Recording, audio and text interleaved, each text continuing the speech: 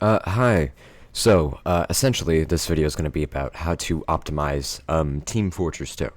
So we're going to go over master config, different configs you can run, HUDs.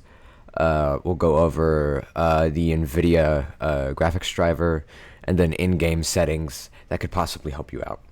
So without further ado, let's begin. And starting with master config, this website right here is what you're going to want to go to. I'll link it in the description, and you're going to click on app.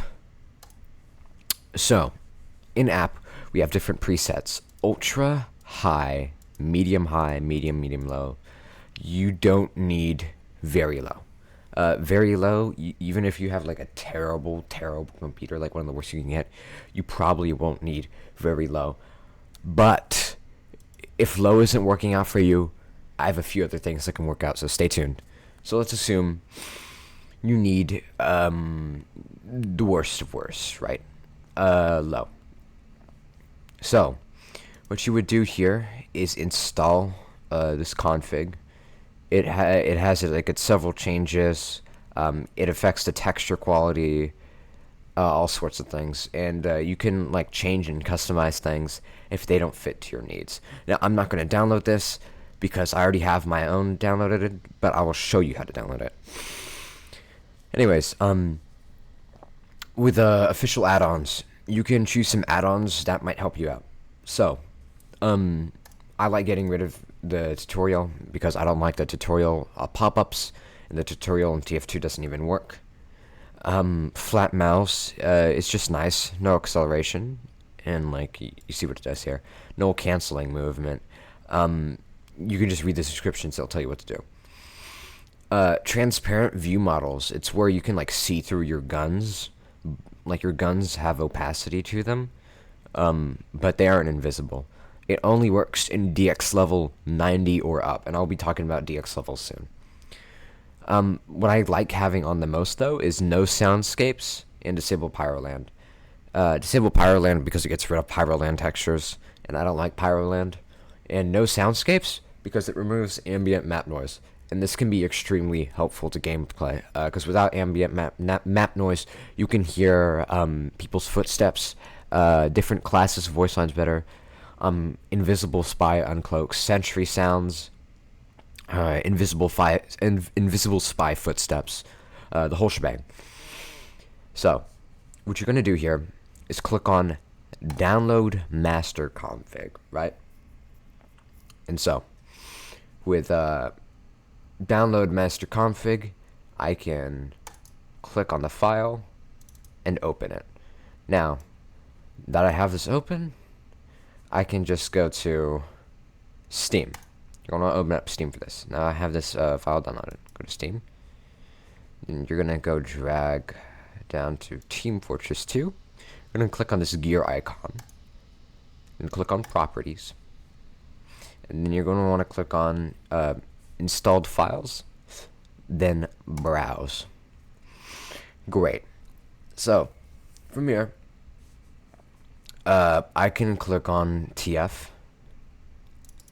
then Custom. So,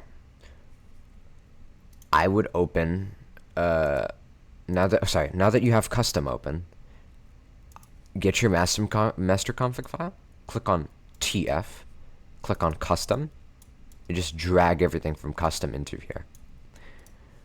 And now, with the CFG, you're going to open CFG, go back to your TF file and master config, then click on the CFG file master config, drag overrides into there. And that is how you run a master config. Now, if your graphics are genuinely terrible, and that won't just cut it for you, then you might need to run the flat textures mod. So let me explain the flat textures mod. So basically, the flat textures mod makes textures like a single color, like this. It makes the game a lot easier to run for extremely low-end computers, right? You see that? So essentially, there are two versions: the normal version, which only applies to world textures, and the player and weapon version, which makes players look as one color and weapons look as one color. You probably never need this in a billion years. Oh, and by the way, heavy looks the same on both teams, so it also makes the heavy hard to spot. So just run the normal version. I'm not going to be showing you how to download this. Just drag it into your custom file like I did with the others, and it'll work.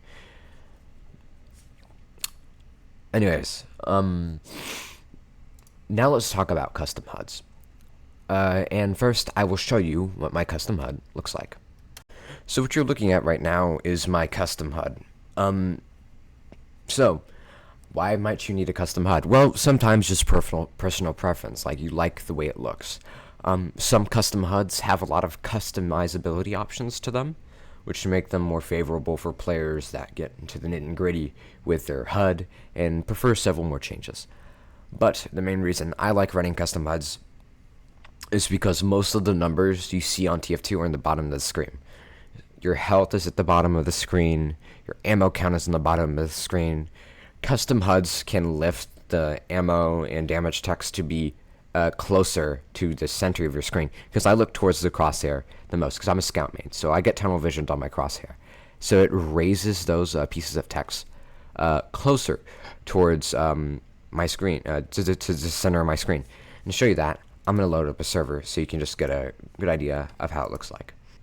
Anyways, here, see? It's different from the average HUD. Sorry, not the average HUD. It's different from the default HUD. It raises my text numbers. And if you prefer HUDs with a similar art style to TF2, there are some like that, and I'll show you them later. But for now, while I have TF2 open, let me show you the preferred settings for Team Fortress 2. So I'm going to disconnect from this real quick, and I'm just going to go to the settings option. So, what you're going to want to do is click on keyboard, go to advanced, and enable fast weapon switch, and enable developer console. So essentially, what enabling fast weapon switch does is when you press the Q button, you can switch to the weapon you last used. And enabling developer console, basically what it does is when you click that squiggly line on your keyboard near the top left, it opens the developer console, which is this thing right here. And we'll be using this to add some settings that are preferable to TF2 real soon.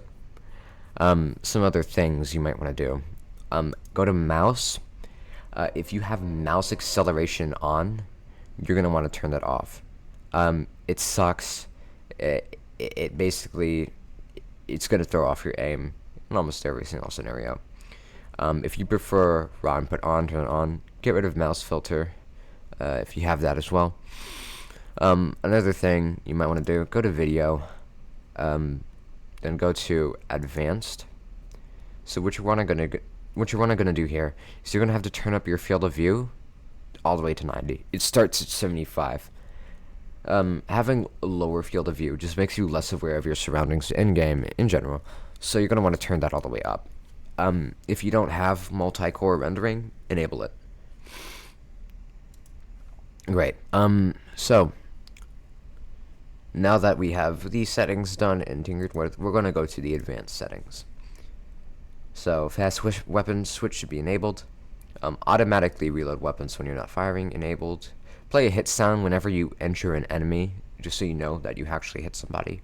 And a last hit sound when you kill an enemy is great to know when you kill somebody. Display damage is done over your target. Please enable accumulate text damage events into a single number. It basically combines the number of damage you have done instead of making them separate. These are like personal preference ones. I like having remember the active weapon between lives. So basically, with that quick switch button when you press Q, if I die and respawn, if the last weapon I used was my melee, and I press Q, it's going to switch my weapon to my melee. That's simple. Play a sound when the sniper rifle is fully charged. This lets me know that my sniper rifle is charged. Something you might like, if you play Spy, concise disguise menu is a lot better, in my opinion, because essentially what it does is whenever you disguise, you have to click 1, 2, 3, 4, 5, 6, 7, 8, 9, corresponding to the class's number. With the concise disguise menu, it makes it go down to 1, 2, 3. So if you want to disguise as one of the attack classes, you press 1. If you want to disguise as one of the defense classes, you press 2. And if you want to disguise as one of the support classes, you press 3. Now, if I pressed 1, then I can press 1, 2, or 3 to either disguise as the scout, soldier, or pyro. It makes it so you don't have to extend your fingers to the other keys on the keyboard. I prefer having hide crosshair when zoomed in off, and resuming after firing a shot off, because basically after you shoot, it just makes you zoom again. It throws you off. I don't like it. I like having heals down without holding the fire button, and displaying a marker over the person you're healing. And your teammates automatically calling out. This is great because some people won't just press E for medic, so you can see if people are low. And if they're in like a certain percentage of their health, which you can set over here, you'll be able to see what health they're currently at and if they need heals. Minimal HUD is for personal preference. Colorblind mode as well. Yeah, advanced HUD. I turn off glow effects. It's annoying. They just get in my way after I respawn. I don't like them.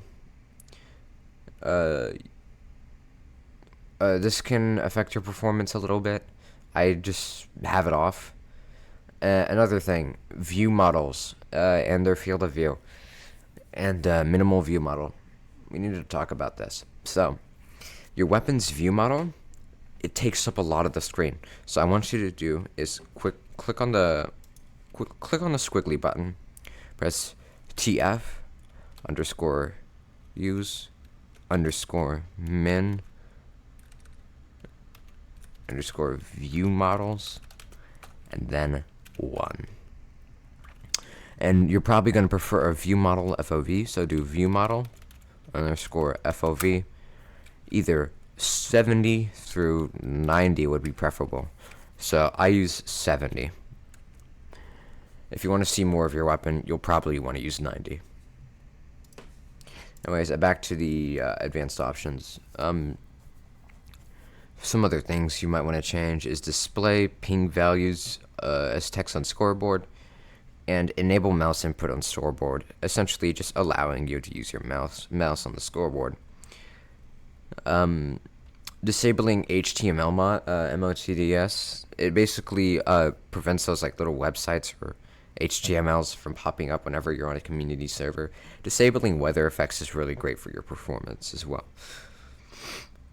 I'm turning this off. I don't know why I have this on. If you want a kill bind, I can just show you how, but the suicide after choosing a class just makes me die when I don't want to. You can also turn on minimal view models like I did with the commands option here. And if you prefer to have your view model to the left side, you can just turn on flip view models. Disabling sprays, because I don't like sprays.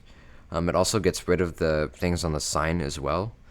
The conscious objectator or whatever it's called. It prevents things from popping up there. And basically, that's all you need to know with Team Fortress 2 advanced options. So next, I'll be showing you different launch options with TF2. So, essentially, with the launch options of Team Fortress 2, you're going to have to click on Manage, Properties, and then General. And then we'll see your launch options in TF2. You're going to want to copy what I have here. I'll put it in the description, and you can just put it there. But another thing we need to talk about is the DX level of your game. So, the best one for if you have like a poor computer is DX level 81. What you need to know about what this DX level does. It makes flames easier to see through. It makes the game look a little bit older. Like lighting and everything is less advanced. It gets rid of gun skins. It gets rid of like the color of the badges for your level. All sorts of things. And when you turn on DX level 81, I guarantee you will automatically see better performance. I know people don't like it because it gets rid of gun skins. I don't know why. I just see them as gun skins. I don't care. Turn on DX level 81 if you want better performance. I prefer this. It makes pyros easier to shoot. It makes people easier to see. And you'll probably have an advantage if you use DX level 81. So I just use DX level 81. And make sure to copy all these other launch options we have here. The next thing I'll be talking about is how to install a custom HUD. So if we go back here and go back to the master config website, we can click on HUDs, and then it will show you HUDs. So I can click on different HUDs. It'll tell me what they have. The one I use right now is YesOdd HUD. If you want to use this one, once again, it tells you like different features it has or whatnot, and what game modes it supports. This is my favorite one so far. So I'm going to teach you how to download this. You're going to click on the download button. You'll see it download here. One download in process. And then while that's downloading, downloaded. What we're going to do is do what we did with TF2. Again, go to manage, go to properties, go to installed files, browse, TF, and then custom. And then that is where you would drag that file into. I have it right here, the YesOdd HUD. You just drag it into your custom. And then once you open up TF2, it's going to look like that. Congratulations, you have TF2 optimized. That's all you should probably need to know. So another thing you're going to want to do is anyone with a GeForce graphics card is going to want to download the GeForce Game Ready driver. So what you're going to do here is just search up GeForce Game Ready driver. And then from here, you can download for desktop or laptop and just go through the install process. Make sure to click Express installation whenever that happens. And yeah, that should be all you need. Hello, everybody. I would just like to say thank you for helping us hit over, well, not over, but 10 subs on YouTube. We also hit over 50 views on our first YouTube video. Basically, I'm including this end portion just to say that I forgot a little thing. So after you put in DX level 81 and you loaded up the game, turn the game back off and then get rid of the DX level 81 in your launch options, because keeping it on can make the game crash. So make sure to get rid of the DX level 81 in your launch options after you've loaded up the game with the DX level 81 still in your launch options. So just close it after and get rid of it. Thank you and goodbye.